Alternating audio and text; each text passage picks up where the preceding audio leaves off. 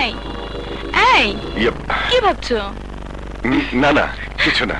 আপামনি সাহেবের সাথে একজন লোক দেখা করতে আইছে। আমার সাথে এখানে? জি। আসতে বলো। জি আচ্ছা। আমার সাথে এখানে কে দেখা করতে এলো? আসেন আসেন, ওই যে সাহেব।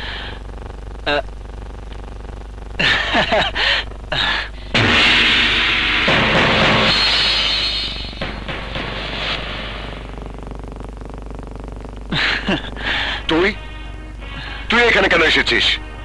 কে তোকে আসতে বলেছে? Shut up! কোনো কথা বলবি না। কতবার বলেছি আমি আর তোদের কোনো টাকা দিতে পারবো না। আমার বাবার টাকা আমি আর তোদের পিছনে অপচয় হতে দেব না। ভাইয়া চুপ! ওসব সম্পর্ক আমি ভুলে গেছি। ভাইয়া পলাশ ছেলেটা কে? আর বলো না, আমাদের জমিদারির পুরনো চাকরের ছেলে।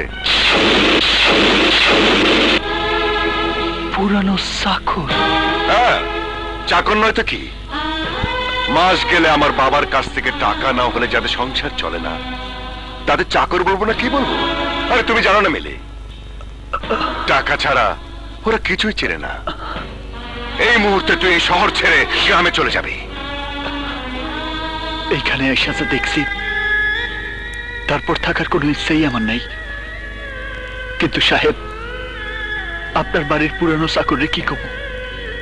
আপনার কথা শুনলে ওনারা যে কষ্ট পাইব। ওদের বলবি আমি যা কিছু করছি ওদের ভালোর জন্য করছি। সময় হলে আমি নিজে গিয়ে ওদের সাথে দেখা করব। এবার যা। আরে জানা রাফিস, এই নে গাড়ি ভাড়া। লাগবো না স্যার, আপনার পুরানো চাকর আমারে গাড়ি ভাড়া দিয়েই পাঠাইছে।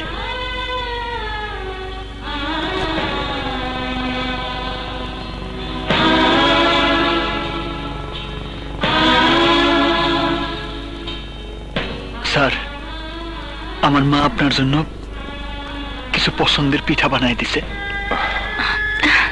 Thank you. আসি স্যার।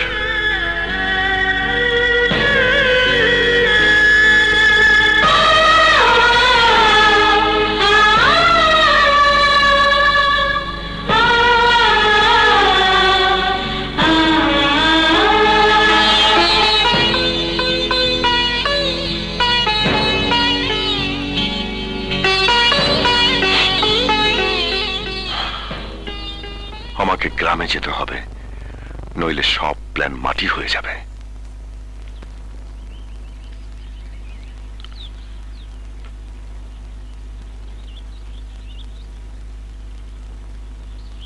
শিমুল, কিরে ঢাকা থেকে আইসা পলাশের খবর তো কিছুই করলি না। কই যাস তুই? কিরে তোর মন খারাপ কেন? পলাশ ভালো আছে তো? কিরে কথা কস না কেন? পলাশ ভালো আছে তো? হ বাবা, তোমার পোলা ভালোই আছে। শহরে থেকে তার বিরাট উন্নতি হয়েছে। দেখতে হইব না পোলাটা কার? আরে আমার ওই সন্তানই তো আমার অহংকার। এই পরে টাকাগুলো দিছিলি তো? কিরে চুপ করে আসিস কেন? টাকাগুলো দিছিলি তো? হ, দিছি। শিমুলের মা, ব্যাপারটা কি? ওর কথা হইনা মনে হইতেছে ও আমার কাছে কিছু লুকাইতেছে। এই নাও, এই মাসের পলাশ বাবাজির শহরে লেখাপড়া করার খরচের টাকা। এই ধরো, এটা একটা সই দাও। 4 বছরে লেখাপড়া বাবদ কত নিছো মনে আছে তো? মনে না থাকলেও আপনার দলিলে লেখা আছে তো। তোমার ছেলে ফিরবো কবে? সামনে আর 2 মাস পর পরীক্ষা শেষ হলে এসে পড়বো। তাইলে তখনই আমার মেয়ে মোসাম্মদ জরিনা বেগমের সঙ্গে পলাশ বাবাজির বিবাহটা সারা ফেলামো। ডাকি বলো রমেশ মিয়া। আমার বড় ভাইয়ের কাছে মাইয়া বিয়ে দিবেন?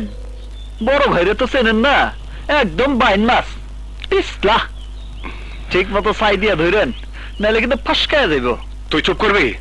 শোন, তোর সবকিছু গোছ গোছ করে রাখিস। কাল শহরে যাইতে হইব পলাশে টাকা দিতে। ঠিক আছে। আমি পিঠা বানাই দিমুনে, যাওয়ানোর সময় নিয়ে যাইস। আচ্ছা ঠিক আছে। আমি তাহলে যাই রমেশ মিয়া। জি, সালাম আলাইকুম। ওয়ালাইকুম সালাম। হে আল্লাহ, আমার সন্তানটা যেন লেখাপড়া শিখে মানুষের মতো মানুষ। বাবা পলাশ, তোমার বাবা কবে দেশে আসছেন? আসার কথা ছিল এই মাসেই, কিন্তু লন্ডনে আমাদের শপিং মলের কনস্ট্রাকশনের কাজটা এবছরও শেষ হবে না, তাই ফিরে আসার সময়টাও অনিশ্চিত। কিন্তু আমি যে আর দেরি করতে পারছি না। ওনার সাথে তোমাদের ব্যাপারে কথা বলে সবকিছু চূড়ান্ত করে ভাবছিলাম এবছরই আমি হজ করতে যাব। বেশ তো, মোবাইলে আপনার সাথে কথা বলিয়ে দিই। এখন পাবে? জি, আমি এক্ষুনি ফোন করছি।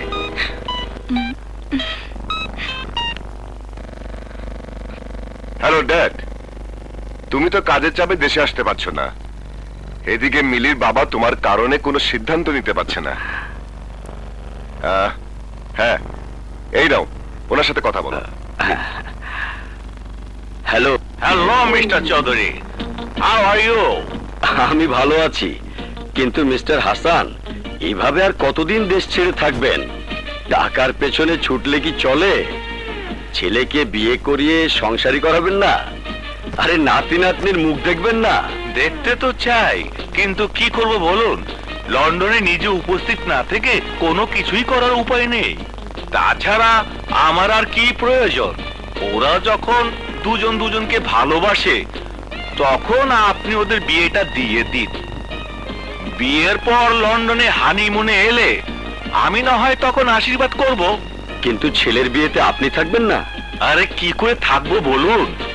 ছেলের ভবিষ্যতের জন্যই তো এই লন্ডনে পড়ে আছি। তা অবশ্য ঠিক।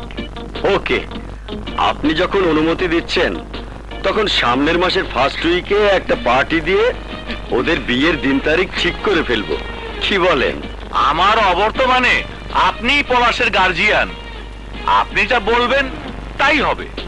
ওকে মিস্টার হাসান, আমি সব ঠিক করে তারপর আপনাকে জানাবো। Nice talking with you. যাক, এবার আমি নিশ্চিন্ত।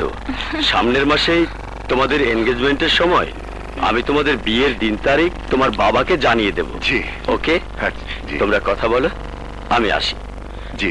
বাবা, তোমার রাজুকের ফাইলটা নিবে না? ও হ্যাঁ হ্যাঁ, ফাইলটা দে তো মা। আসি। জি আঙ্কেল। পলাশ, তুমি একটু বসো, আমি আসছি। ওকে। দূরও কে লুকাইব? মা, পলাশ, মা। পলাশ, আমার পলাশ, বাবা। আমার বাবা। থাক থাক বাবা, থাক। থাক। কেমন আছিস বাবা?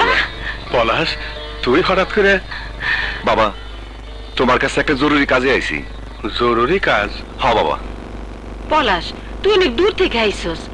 আগে ঘরে গিয়ে বিশ্রাম ল, তারপর যা কনের কইস। আমি যাই তোর খাওয়ানোর ব্যবস্থা করি। যাও, আয়।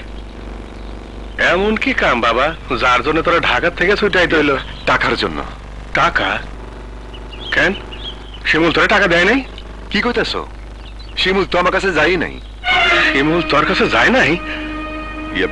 না হরে হরে। বাবা শোনো, শিমুলের বিচার তুমি পরে করতে পারবা, আগে আমার কথা শোনো। সামনে আমার ফাইনাল পরীক্ষা, পরীক্ষার ফিস আর কয়টা বই কেনার জন্য আমার বেশ কিছু টাকা লাগবো। কয় টাকা? 30,000 টাকা লাগবো। 30,000? হ্যাঁ বাবা, এই টাকা না হইলে আমি পরীক্ষা দিতে পারব না।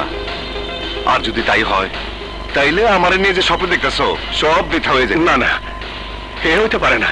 পরীক্ষা তোরা দিতেই হইব। টাকা জমা দেওয়ার শেষ তারিখ কবে রে? কাইলে শেষ তারিখ। বাবা, টাকা কি আজকে জোগাড় হইব? সামান্য টাকা হইলে কথা ছিল, কিন্তু এত টাকা আমি তো কিছু বুঝতে পারতেছি না। জোরদারের সাথে কথা বলে দেখি। হ্যাঁ, আমি আর তোমারে কোনো টাকা দিতে পারুম না। উল্টা যা দিছো তা যদি আগামী 1 মাসের মধ্যে শোধ করতে না পারো, আমি তোমার ভিটা ছাড়া করুম। দেখেন, আমি আপনার কিরে কমল, শিমুল কই? আর কইস না, দেবদাস দেখছো? দেবদাসের মতো বনে বাদারে পারুল পারুল কইরা ঘুইরা বেড়াইতেছে। কিরে, এখানে কি করস? কোনো কাম ধান্দা নাই, তাই বসে আছি। চাচা, তাড়াতাড়ি দোস্তরে 1 কাপ দুধ চিনি বেশি দিয়ে চা দাও। তুই তো দেখি আম করে বই লাগি গেছস দোস্ত। নাও ভুলি নাই দোস্ত, সময় পাই না, বুঝছ না, নতুন নতুন সবার এমনই হয়। বাবারা, এই গ্রামের সৈয়দ বাড়িটা কোন দিকে? সৈয়দ বাড়ি কার কাছে যাইবেন? জি, সৈয়দ সাহেবের কন্যার বিবাহের রিস্তা নিয়ে আইছিলাম। সৈয়দ সাহেবের মাইয়া? ভালো ভালো, খুব ভালো মাইয়া, দেখতে মাশাআল্লাহ একদম পরিল্লাহান, বড়ই লক্ষ্মী মাইয়া। তয় কি জনাব? না না, এইটা কোনো সমস্যা না, তেমন কিছুই না, ডাক্তার কবিরাজ দেখাইতেছে, সেরে দেব। ডাক্তার কবিরাজ মানে কি সমস্যা জনাব, একটু খুইলা কন। বললাম না, তেমন কোনো সমস্যাই না, বাদ দেন। বলেন না জনাব, সম্বন্ধের ব্যাপার, খুঁটি নাটি না যাই না। সমস্যাটা এমন যেটা ভদ্র সমাজে সবার সামনে তোর বলা যায় না। আপনারে দেখা ভালো লোক মনে হইতেছে, আপনি কোনো বিপদে পড়েন তা আমি চাই না, কিন্তু দয়া করে আর কাউরে কইেন না। এদিকে আসেন। জি বলেন।